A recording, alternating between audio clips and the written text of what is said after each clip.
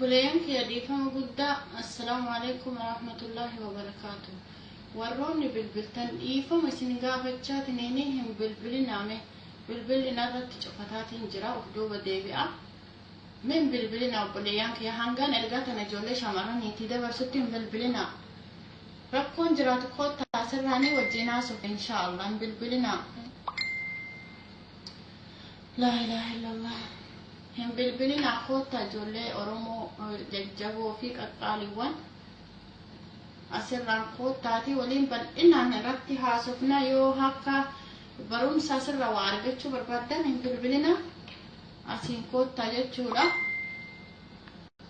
أخصمس كجر منا نما وانت إيه في حال أكف إيه كأنتنو في مجاو كنا في غيره تفيدهم قمنا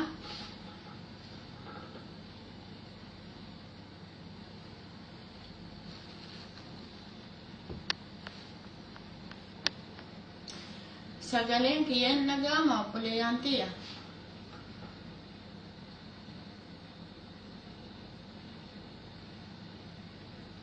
سجلين كيان نجامة سنتي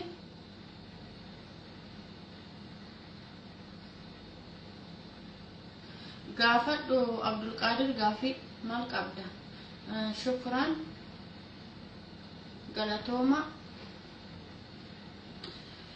شمران كنا ورين بارمي فيدمتن ورين بارمي فيدمتني بارمي متاخي سنسين جلا وغويسي خانمو سنراجري خانمو سنرالوكسي خانمو أكو من فيلم نيو سنر كاتاسي سيو بارمي دبدم مليد آبتو ددمتان كيسان يو خارفينسي كيسان خود تامين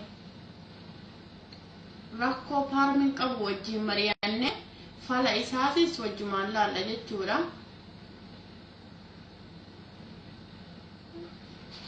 خود تان دفيسن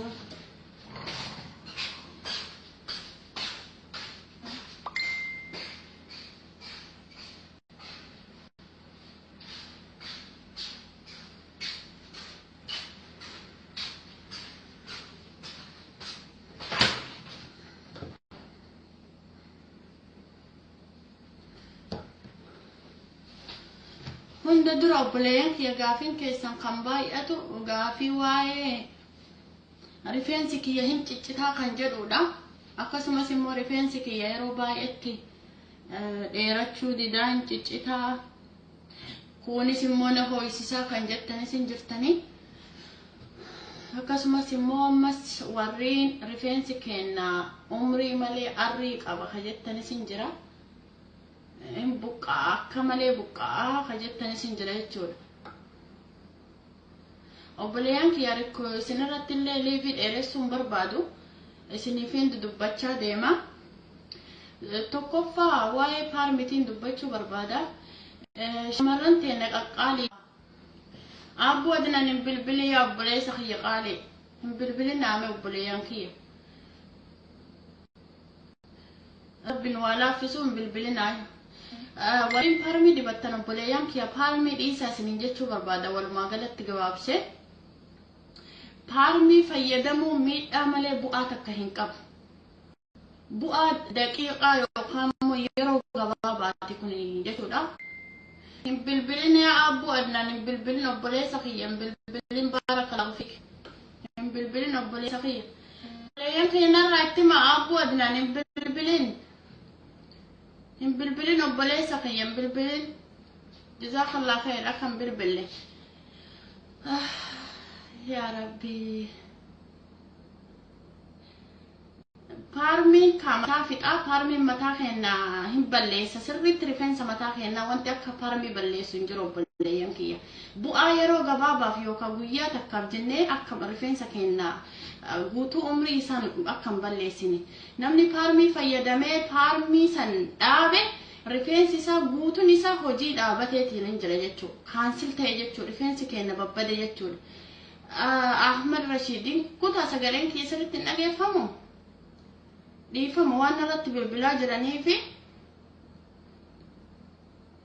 أكسيتي بارمين فيدمنا شمران تينك أقالي وانقوم يعني يودن دهمي متاقي سيرو سني في استريت قاوية وداتي yoo akka cidhaan akka immoo gartanii part wayii ta'eetiin fayyadamuu barbaadda yeroo saniif kaawiyyaa yookaan immoo استريت قلتوا دنديتن استشواري عن جتولا بارمين فيدمنا بارمي جتون أكا بيوت عربا في بيوت على كرولكسي جتون دندهما يوكا عاسدي جتون دندهما إسا ريفنسا كينا قبودا جتولا ريفنسا كينا هن قبا إني مرقى قبا اتديم نكونون ديساتو يو فوجي سارا عدتا جتو يوكا مهم بدا قنافون فيدمنا إسنين جد أبارمي asirratti namoonni baay'ee yoo gaafiin mara rifeensi keenya ciccitaa jettan yookaan immoo filamuu didaa hin jabaataa akkasuma narraa luqaa warri jettan irra caala warroota paarmii fayyadamtan ta'uu mala kanaaf paarmii dhaabaa yoo rifeensi keessan filamuu dide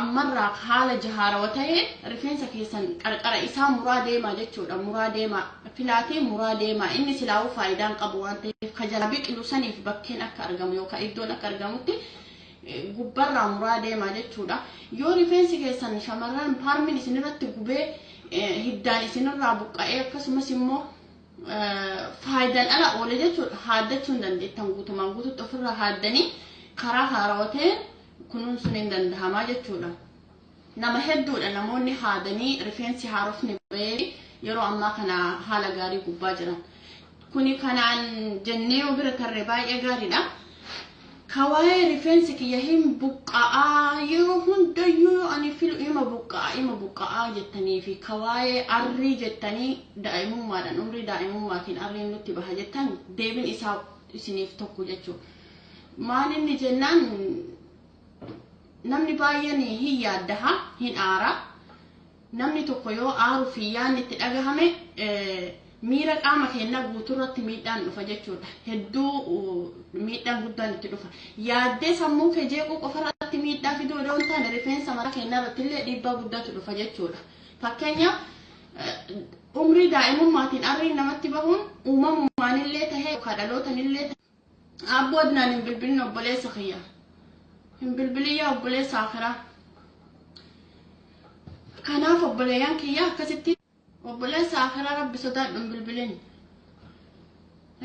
أبو أدنان نمني وبجلا هريوم ما قبضن لا بيجاني مه أكاسيتي وبليان كيا وما ماني سهودن ده ريفرنس أدين مرجو يوكان مؤري نمتبون وما ماني يوكان مود ألو تاني استهو ملا إني لما تا سبب يا دورا كأيلين ريفرنس كينيا أري باسودن ده كناف جرون الدنيا لا واسد قفا الدنيا سدي يادون يانو جتون عندهم حالتها تملي يانوس بك صدركا إبا سموك إن في كامك إن رانجو سانجو كم جتولا ما جنان الدنيا سدي مالي توكو خليسا لما هرّا سدي بورو جتولا وبليان كي خان إسلام تستعيل مال أمك أقالي جريني سدين تنام جتني هي دنا يادف سموك سنجيك إن جريني في سنفتنا ديسنا har'a dukkana bormiin ifa waan ta'eef kaleessa daree jira asin deebi'u immoo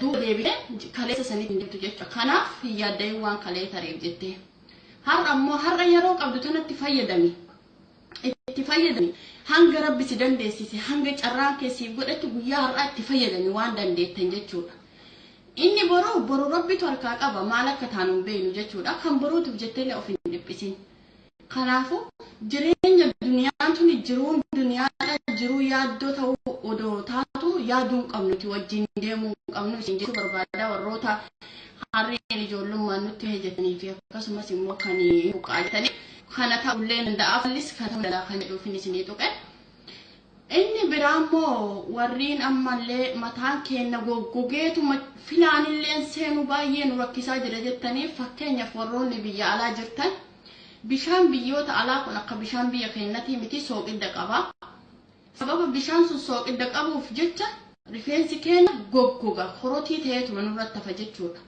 inni lammaffaan immoo bishaan ho'aa dhiqachuu shamarran yeroo baay'ee bishaan ho'aa fayyadaman rifeensa mataa kutiif bishaan ho'aan hin barbaachisu jechuun ho'aan hin barbaachisu jechuun yoo jedhu harka caalu ho'aa fayyadamuun rifeensa keenya nurraa miidha bishaan giddugala yookaan immoo irra caalaa qabbanaa ta'uu qaba jechuun qorraa ta'uu qaba harki caalu rifeensa keenyaaf maaliif jennaan rifeensi keenya hin miidhama bishaan ho'aadhaan inni lammataa rifeensa keenya yeroo jiidhaa saniin filina warreen hin buqqaa jettan ammas duubatti deebi'ee rifeensa keessan yeroo jiidhaa saniin filina foodhaadhaan maraatum akkasumatti dhiisaati booda deebistanii kireemii adda addaa fayyadamtan kireemiin rifeensa eegamii canii itti dibaniitiin akka laafu akka namaa filamu kataasisu hin jira waan akkasiisanitti fayyadamaa isiniin jedha.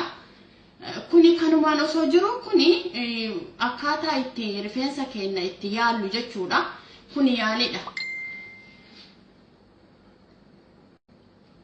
Molaa'uun mataa rifeensaa jechuudha. Muktaar molaa'uun rifeensaa sababa ho'inarraa yookaan yoo ati baarmeedhaa yookaan muka kabbuusa isa jedhamu yookaan immoo koofiyaa jedhamu yoo yeroo baay'ee fayyadamte mataan si molaa'a. Akkasumas yoommoo hamaamas maratte yeroo baay'ee si molaa'a jechuudha. Kun immoo ka umrii wajjin illee deema. Kana fakkaata obboleeyyan kiyya kuni kanumaan hin dubbadha. Mee har'a zayitii malee rifeensa keenya wanti dafee rifeensi keenya akka nu dheeratu akka foroforiin nurraa badu akka rifeensi keenya humna nu godhatu akka hin buqqaaneef wanti zayita malee yookaan dibata malee nu fayyadu maali kan jedhu meeshaa qopheeffadheetiin jira. Wantoota qopheeffadhe san isiniif hin dhiyeessa. Kanin isinii dhiyeesse kana warriin hordoftan baatii tokkoof jechuu baatii tokkoof addaan hin kutina fayyadamaatii meelaala hin argitanii bu'aa isaa. Baatii tokkotti bu'aa rifeensa keessanii argitan jechuudha. Akki rifeensa keessanitti argitan mallattoo isinitti dhagaamutu jira buqqee mataa keessanitti. Mallattoon isaa akka nama lilmoo waraanetitti mataa keessan kana dhaq isin godha jechuudha. Yookaan immoo dhiifama yoo loqoda afaan irratti sabu nuti warreen garagaraa afaan keenya xiqqoo garagarummaa ni qaba. Akka arsiititti haasa'u jira. Nu waraana jechuudha. Akka nama hiddi rifeensaa buqqa'u yookaan immoo lilmoo nu waraanetti nu waraana jechuudha. Mallattoon biqiluu rifeensa keenya yookaan immoo margaa deemuu rifeensa keenya mallattoo akkasiitti nutti dhagaama jechuudha. Rifeensi keenya dafee dheerachuu akkasitti beeyna. Kanaaf obboleeyyan kiyya mee wanna sirriitti isin fayyadu mana keessatti baasii tokko malee waan mana keenya keessatti argamu itti fayyadamne bu'aa guddaa irraa argannu irraa jechuudha. Kaleessa zayitii isin agarsiise yookaan immoo dibata isin agarsiise har'a kan inni isin agarsiisuu deemu kuni daa'ima jechuudha. Kuni hin mul'ata obboleeyyan kiyya yoo wanni isin agarsiisu hin mul'ata ta'e mul'ata naan ja'ame akkan hunda isin agarsiisu natti tolutti hin mul'ata ja'a yoo mul'ate yookaan hin mul'ata naan jedha.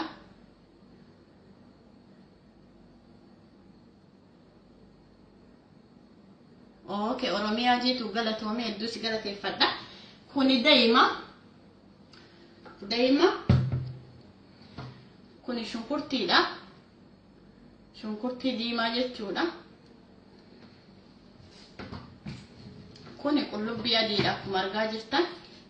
Waan mana keenya keessa nyaata fayyadamnu jechuudha. Qullubbii adiidha. Kun immoo zanjabiila akkuma argaa jirtan. Zanjabiila jechuudha. Kabiraa vinegar kan jenne ka amma kana vinegariin kun gosoota hedduu jira. Gosa kana yoo irra caalatti argattan kuni rifeensa mataa dheeressuufis fayyada. Foroforii qofa balleessuuf osoo hin taane rifeensi keenya akka dheeratullee nu taasisa jechuudha. Kuni vinegarri kun maaliif kuni baay'ee barbaachisaadha appiliin jechuudha. Garuu mootu adii yoo fayyadamtan adii isiniin garsiisa dhiifama.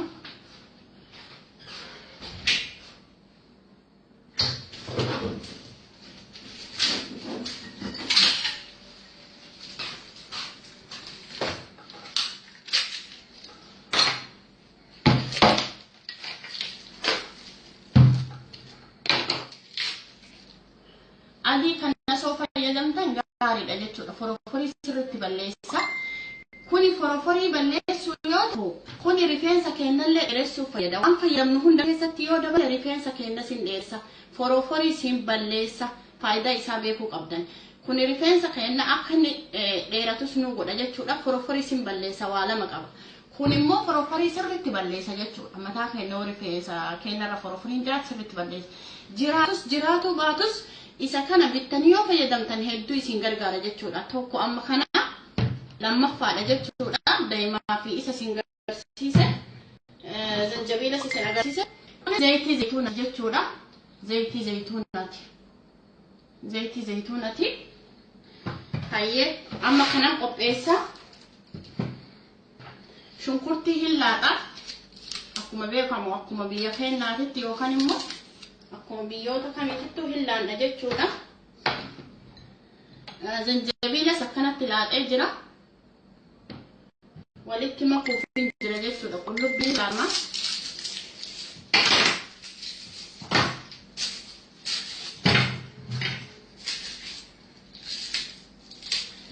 Asirratti waan hubachuu qabdan obboleeyyan kiyya. Qullubbii adii fi qullubbii diimaan warreen mataan isaanii yookaan immoo gogaan mataa isaanii alaarjika yoo qabaate fuuldura kanatti xiqqoo gogaa isaanii yookaan kaasuu danda'a. Yoo kaasa ta'e habbaa lama habbaa sadii qofa keessa gootan jechuudha, itti dabaltan jechuudha. Kanatti daa'ima zanjabiilaa fi kalii kanatti zaytuunatti jechuudha. Habbaa lama yoo dabaltaniin gaa qullubbii adii jechuudha. Maaliif yoo alaarjika qabaattan isin guba waan ta'eef gogaa keessan kaasa waan ta'eef jechuudha. Wantoota akkasii sun namoota mudate waan jiruuf jechuudha. Kana fakkaata quncee si garsiisa jechuudha.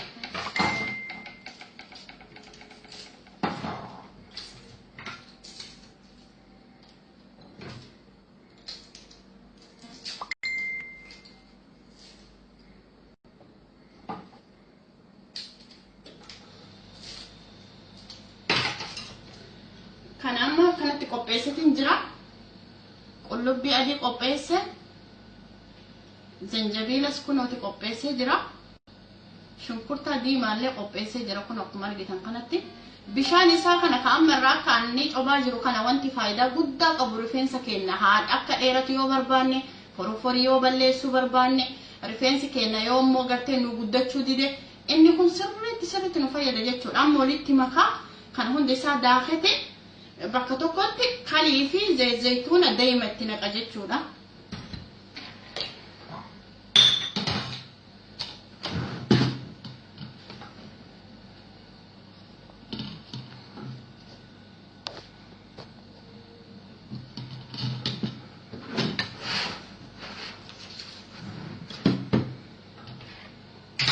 Warreen kanaan faaquu barbaadanis gara xiqqaa ta'een faayixanii akkuma barbaadan jechuudha.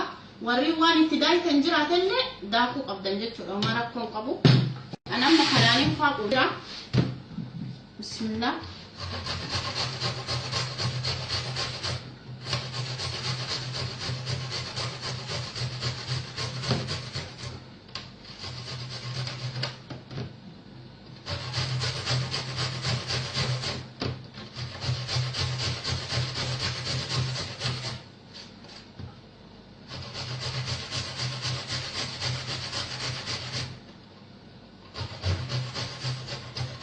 Ani kana amma fayyadamu hela jechuudha. Amma dibachuuf hin jira. Akkuma argitan yani israafin godhe jechuudha. Ofii kiyya dibachuuf bilbilin abdayan akhiraa obboleeyyan yaa obboleeyyan son kariibin bilbilin si jechuu jira. Bilbilin obboleessa kiyya liibi obboleeyyan kiyya dhiifama bilbilaatiin jira. Narratti dhiifama yeroo isinirraa cufatetti dhiifama isiniin ja'aa jira. Bilbilin obboleeyyan kiyya. Amma shunkurtiin itti daafa.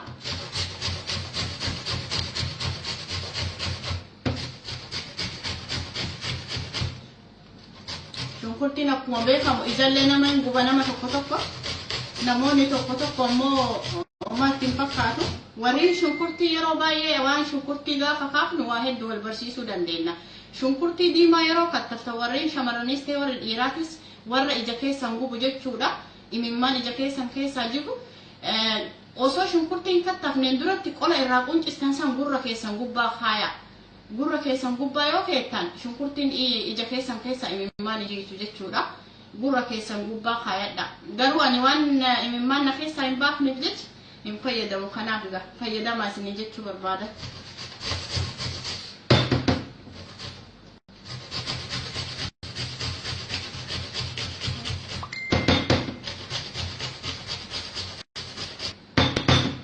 Kunis akkasii amma qullubbiin itti godha.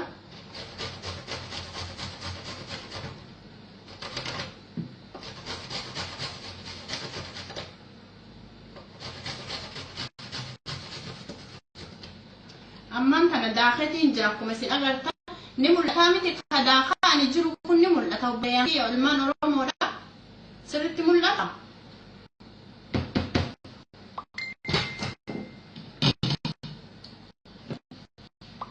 Gaciree booda kana qopheeffadha. Sahaniini qopheessa. Bilchuun qopheessa kan barbaadamu bishaan waan ta'eef jechuudha. Ani asirratti as keessatti gadi dhimbiifuu barbaada jechuudha.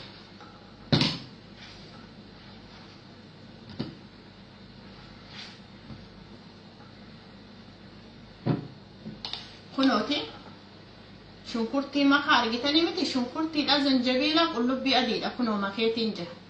Amma cuunfaa as keessaa baasu santu zayitiidha yookaan immoo rifeensa mataa keenna wallaahi obboleeyyan kiyya jechuudha. Ji'a takka keessatti inchii lama dheerate mataan kiyya inchii lama jechuun wallaahi yaani quba kana mee gabaabsa qubuma kana tokko haa jennu. Ji'a tokkotti rifeensi quba kana tokko yoo dheerate ji'a lamatti hagam akka dheeratu laala faayidaa mana keessa teennee fayyadamnu jechuudha. Kanaaf amma as keessaa bishaan isaa baafadha. Hin bilbilinaa obboleeyyan kiyya ilmaan Oromoo ani garuu Oromoodhaan jedhu warriin osoo hin bilbilinaa jedhamu bilbiltan warroota ani beeku garuu Oromoo kiyya jeemma yoomillee yaadu jechuudha. Ammaan tana cuunfaa isaa baasaa obboleeyyan kiyya warri yeroo baay'ee hojiin isinitti baay'atu yookaan immoo isiniif hin mijoofne haalli asiira isaa kana jalaa baastanii kaayachuun dandeettan. Tallaajaa keessa jechuudha firiijii keessa galfachuun dandeettan. Achuma keessa xiqqeessitanii fayyadamtan. Okay? Kanaaf amma cuunfaa bismillah kunooti ilaaluun dandeettanii bishaan akkatti keessaa bahu.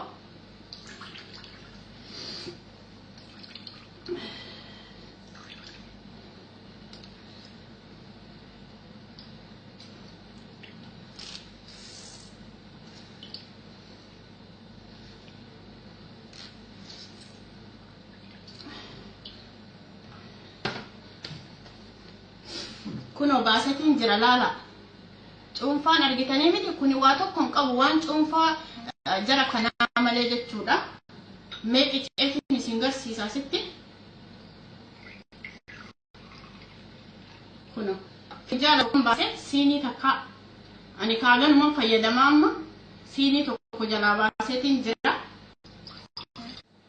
Warri yoo hin bilbilinaa jedhame bilbiltanillee rabbi sinaa qajeelchuun isin jedha. Rabbi sinaa qajeelchu obboleeyyan kiyya rabbi sinaa qajeelchu. Amma kanan itti godha asala jechuudha yookaan daa'ima. Yaa obboleeyyan kiyya bilbilaa waan jiraniifi kunoo daa'ima laala ittiin godhuu jira daa'ima. Argaa jirtanii natti fakkaate.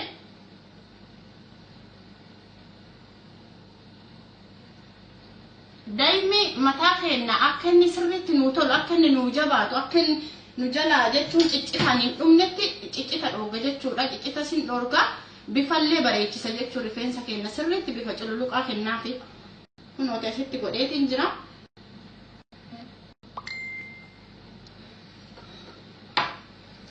Kaliin baay'isu kalii jechuun baneejarii jechuudha. Qadaaduma kana tokko bichaan itti godha. Bas qadaada kanarra hin dabarsu. Qadaada tokko itti godheetiin jira. Hafe zayituunidha. Zayituunidha. Zayituunii akkuma fedha keessanitti kana tokkollee gochuun hin danda'ama. Amma kana tokkoon godhadha. Waan jiruuf jechuudha. Zayituunidha kun.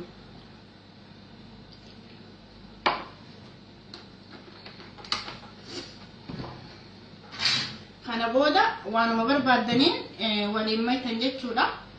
Akkanatti waliin makaa. Kun amma zayitii qopheessee jira rifeensa kiyyaaf. Zayitii ajaa'ibaatiin qopheessee rifeensa kiyya jechuudha. Kun amma gatii gabaabaadhaan rifeensi keenya akka dafee dheeratu. Torbee tokko keessatti inchii lama dabaluu danda'a rifeensi keenya inchii lama dabaluu danda'a. Kanaaf baay'ee waan nama gammachiisudha waan akkaan namatti toludha. Kun zayitii baasee jira. Wanta as keessatti dabale kaaliidha yookaan baneejar isa jedhamu sanii zayituunidha. Shunkurtii adii, shunkurtii diimaa fi zanjabiila jechuudha. Warreen foroforii qabna jettaniifis kuni dawaadha. Warreen rifeensi nurraa buqqaa jettaniifis kuni dawaadha. Warreen rifeensi keenya nu hooksisaa yani maal akka ta'e beekanii nu hooksisa wanni jettaniifis kuni dawaadha. warri mataan keenya nu molatee jira moluu nurratti ta'e jettaniifis kuni dawaadha. Totaalii walumaa galatti kuni rifeensa keenya rakkoo inni qabu hundi isaatiif faayidaa guddaa qaba. Akkasuma shamarran yeroo tokko tokko shaashii hidhatanii shaashiin fuuldura kanaan rifeensa luqqisa moluu godha jechuudha fuuldura kanaan rifeensa keenya. Bakka sanitti yoo xiqqaate guyyaa keessatti yeroo lama osoo dibdanii baay'ee natti tola jechuudha. Akkasii dheeratu taha. Kun amma baay'ee zayitii furdaa taheetiin jira akkuma argaa jirtan. Zayitii baay'ee furdaa tahe kuno. Dhangala'oo miti zayitii furdaa irra oolchullee hin dandeettanii irra bulchuus hin dandeettanii yookaan immoo sa'a 4-5 illee sa'a 2 illee akkuma barbaaddanii yeroo isinii mijaa'e dibachuu dandeettu. Sa'aatii aga barbaaddanii irra tursiisuu dandeettu. Bulchitanii ganama dhiquu hin dandeettan halkan itti gootanii. Kana fakkaata. Warreen dhiiraallee warreen mataan nu molatee jettanii fakkeenyaaf isin koofiyaa jirachuudha. Kana godhannaan baay'ee namatti tola ishee. Hedduu namatti tola foolii ajaa'us hin qabu akkasitti akka shunkurtiin illee sirriitti hin beeksisu kana fayyadamtanii warreen barbaaddan eega kana itti dibdanii dhiqattanii booda rifeensi keenya shamarran abbaa manaa isii wajjin jirtu abbaan manaa yoo shunkurtiin jaalanne ta'e kana eega dibdee dhiqattee booda loomii tokkitti cuunfitee jechuudha. Cuunfaa loomii san bishaan burcuqqoo tokkootti dabaltee cuunfaa san deebistee mataa keetitti neexee mataa kee fayyideetuma dhiiste irraan dhiitu akkasumatti dhiiste hin dhiiturraa. Akkasumatti qibaatis dibachuu hin dandeetta rakkoon qabu maaliif foolii san daameej godha hin ajjeesu jechuudha. Kana fakkaata barumsa keenya har'aa kanarratti xumurree jirra. Kan biraallee wantoota mataa luuccessanii fi wantoota mataa keenya akka inni nu sirraa'u kana caalaa yookaan immoo nu taasisus wajjin laalla. Garuu kun harka caalaa filatama yaa'anii wantoota silaa isin barbaachisan keessa inni kun tokkoffaadha ijoodha jechuudha khalaas. Kana fayyadamtan taanan zanjabiila shunkurtii adiidha shunkurtii diimaa zayituunii kalii kana walitti maynaan probleemii mad rifeensi keessan qabu hundaafuyyuu baay'ee barbaachisaadha obboleeyyan kiyya. Garuu namoonni hasaasiyyaa yookaan immoo alaarjikii qabdan shunkurtii diimaa fi shunkurtii adii dhiisuu hin dandeettan as keessa. Shunkurtii diimaa fi shunkurtii adii dhiisuu hin dandeettan sababa gogaa keessan luqqisa waan ta'eef jechuudha. Garuu mootu warra hasaasiyyaa hin qabne yeroo dheeraadhaaf fayyadamuu dandeettu jechuudha. Dabalataan dhiisamoo ittiin dhifatan. Naaf hin galle.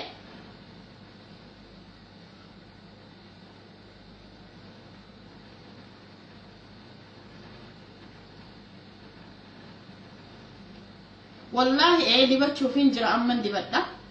Warri dibataaf na gaafattan dibatuuf qopheeffadhe jechuudha. Ka hafis hin jira kana sitti xumure. Dibachuuf hin jira jechuudha inshallah. Akkana fakkaata. Sirriitti mul'ataa sirriitti hubannee jirra sirriitti mul'ataa warri ilaalaa jirru arginee jirra waan ati hojjette hunda warri jettan lakkoofsa tokko barreessaa. Warri arginee jirra guutuu isaa jettan lakkoofsa tokko naa barreessaa.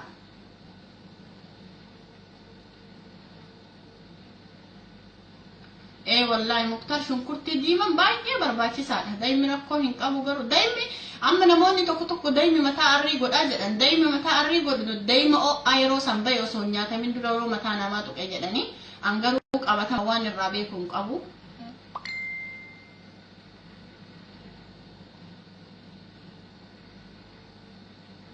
Inshallah barreeffamaan illee isinii dabarsa. Okay isiniif dabarsa ilmaan Oromoo.